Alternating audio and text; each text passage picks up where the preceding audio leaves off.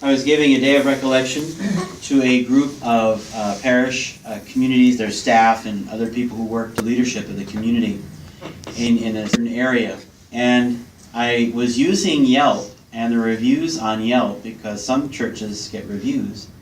And I was using it to show or demonstrate, the theme was hospitality, ministry, and evangelization. And to see, were they really being hospitable, welcoming, or was that just what they were telling themselves about themselves? And it was quite fascinating to see that. To see in the same parish, you could have one review that was very positive and another review that wasn't. So people's experiences were varied. And especially one that came from a woman who said that she was accompanying her boyfriend whose family was very practicing. They were at Mass, and she was describing the experience. And she said how it was a very good service. She kind of even felt herself getting kind of in music and such, and the preacher was good. She said, am I converting? No way. But at least it's easier to support my significant other in the practice of his faith. Because in her review she said, the church wasn't decorated very fancy or very elegantly.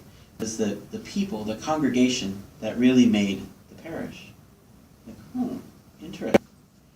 But the same parish, someone else reviewed it by saying, this would be nice except for all the in-groups and the cliques that I see and how they make someone feel excluded.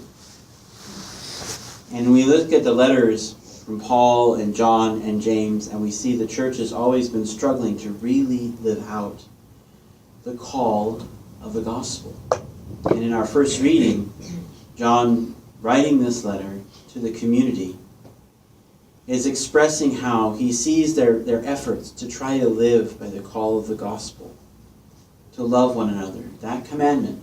And he makes it quite clear. He says, I'm not giving you anything new. This is what we have received that was handed on to you. But he notices that there are ways in which other people are trying to enter the community and bring in ideas that are not part of what they have received. And we could say the same thing for today, can we not?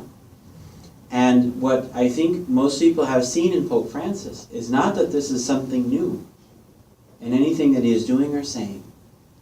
He is calling us to that gospel message, to create a community that lives off of the message of Jesus Christ. And that is a message of love and service. Not that other popes had not done that, but in the manner in which he is doing, people are becoming aware of it. And that's what Jesus is reminding his disciples, to be vigilant, to be watchful, to look and to see what around them are signs of the gospel becoming real in their lives and the lives of others. And to not fall asleep at that, or go through life as a zombie or on autopilot, but instead to be so aware of how the gospel is taking root and flourishing. And the best way to do that, we get from our psalm today. Blessed are they who follow the law of the Lord. Psalm 119 is all about studying and reflecting and bringing the law of the Lord into our hearts. And when it says, blessed are they who follow the law of the Lord, when we pray, I want us to put the law that Jesus gives his disciples in the account of John, as love one another as I have loved you. That is the law that we are meant to live. And if we are able to live that law, we are aware of how the gospel is coming alive in people's lives.